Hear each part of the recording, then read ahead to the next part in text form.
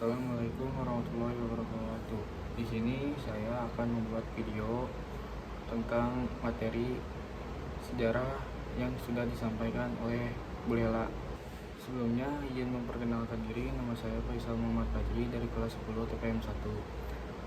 Sejarah dibagi menjadi beberapa konsep, yaitu konsep diakronik, sinkronik, wama, dan waktu. Pertama, konsep waktu.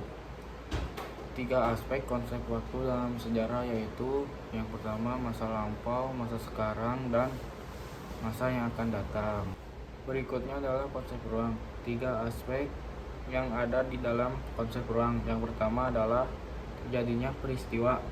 Yang kedua adalah memberikan konkretisasi faktual sebuah peristiwa. Yang ketiga adalah dapat dibagi kategori peristiwanya. Nah, kita kembali ke konsep sejarah. Yang pertama, diakronik.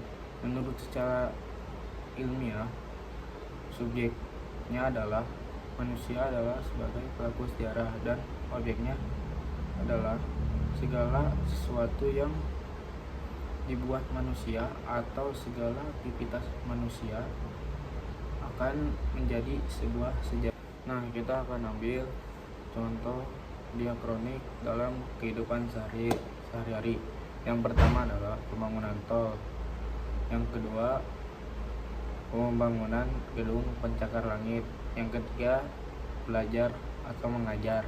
Yang keempat, membuat inovasi atau membuat menu makanan. Nah, selanjutnya adalah contoh sinkronik dalam kehidupan sehari-hari. Yang pertama, mengerjakan PR atau tugas yang dikasih guru. Yang kedua adalah beribadah kepada Tuhan atau kepercayaannya masing-masing. Yang ketiga adalah melaksanakan lomba dengan waktu terbatas. Yang keempat adalah berlatih olahraga sebelum bertanding. Nah, materi yang selanjutnya adalah penelitian sejarah, penulisan sejarah, historiografi, dan keterkaitan sejarah dengan teori sosial. Setiap peneliti sejarah menggunakan metode sejarah.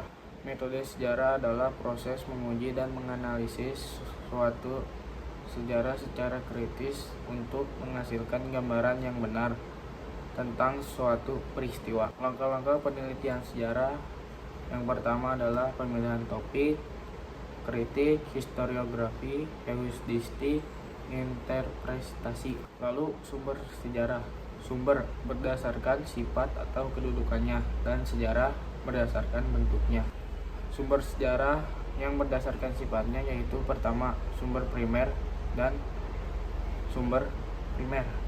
Lalu contoh sumber sejaman.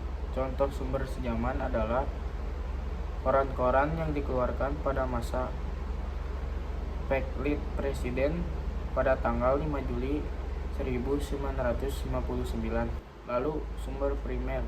Sumber primer adalah suatu sumber yang ditulis atau dikasihkan kepada orang yang mengalami, mendengar, atau menyaksikan peristiwa tersebut.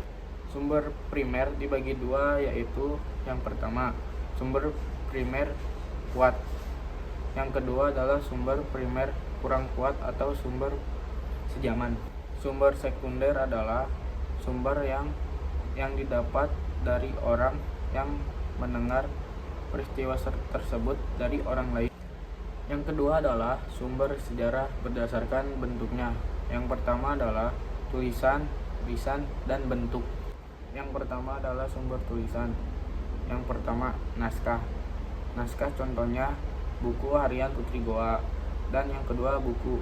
Buku contohnya buku Nusa Jawa, Silang Budaya, jilid 1-3.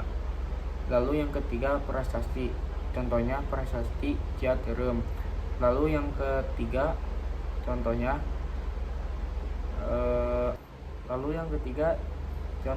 arsip. Arsip contohnya adalah first log laporan. Lalu yang terakhir adalah koran. Koran Jahaja 24 Juli tahun 2024. Lalu yang kedua adalah sumber lisan. Sumber lisan adalah keterangan yang diperoleh dari pelaku dan saksi sejarah. Lalu perkembangan historiografi penulis sejarah.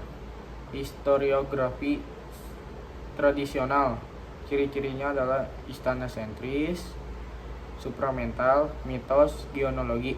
Selanjutnya perkembangan historiografi penulis sejarah, ciri-ciri Neorlando sentris, Eropa sentris. Selanjutnya perkembangan historiografi penulis sejarah secara modern.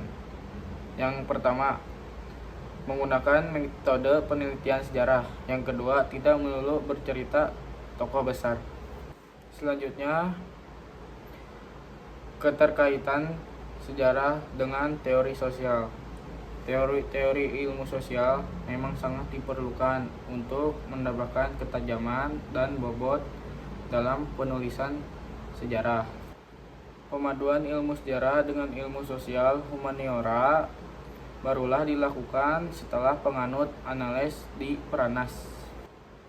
Indonesia menurut Kuntiwijoyo, penerapan teori-teori sosial dalam penelitian sejarah diperoleh oleh seorang sejarawan yang bernama Sartono Kantididjo. Dan yang ketiga adalah sumber benda. Sumber benda adalah sumber yang berbentuk artefak atau fosil atau hasil-hasil budaya yang ditemukan di suatu tempat. Lalu materi selanjutnya adalah Indonesia memiliki banyak ras dan suku yang memiliki ketertarikannya sendiri. Ada 5 teori asal-usul nenek moyang bangsa Indonesia, yaitu yang pertama teori Yunan, yang kedua teori out of Taiwan, yang ketiga teori Nusantara, yang keempat teori out of Afrika, yang kelima adalah teori menurut pola Clarke. Selain itu, ada beberapa ras yang diperkirakan menjadi nenek moyang bangsa Indonesia, yaitu yang pertama Proto-Melayu, Deutero-Melayu, Melanosoid, Negrito, dan Wedit. Lalu selanjutnya teori Yunan. Teori Yunan berdasarkan teori nenek moyang Indonesia yang berasal dari Yunan, Cina. Teori ini didukung oleh penemuan kapak tua yang berada di Nusantara, karena kapak tua ini memiliki kesamaan kapak yang ada di Asia Tengah. Yang kedua, teori out of Taiwan. Teori ini menyatakan bahwa nenek moyang bangsa Indonesia berasal dari Kepulauan Ponoso atau wilayah Taiwan. Lalu yang ketiga, teori Nusantara. Teori ini menyatakan bahwa nenek moyang bangsa Indonesia berasal dari Indonesia sendiri, bukan dari luar. Teori ini didukung oleh Muhammad Yamin dan J. Crawford. Lalu yang keempat adalah teori out of Africa. Teori ini menyatakan bahwa nenek moyang bangsa Indonesia berasal dari Afrika. Materi selanjutnya adalah mengenai asal-usul nenek moyang bangsa Indonesia, di antara yang pertama teori Yunan.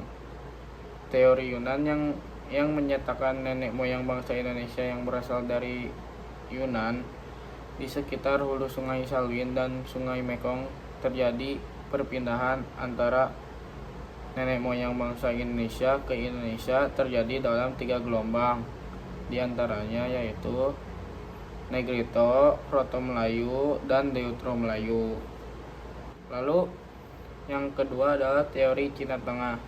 Teori Cina Tengah yang menyatakan bahwa nenek moyang bangsa Indonesia berasal dari Cina Tengah dan menyebar ke Indonesia pada tahun 2000 sebelum Masehi hingga tahun 1500 sebelum Masehi.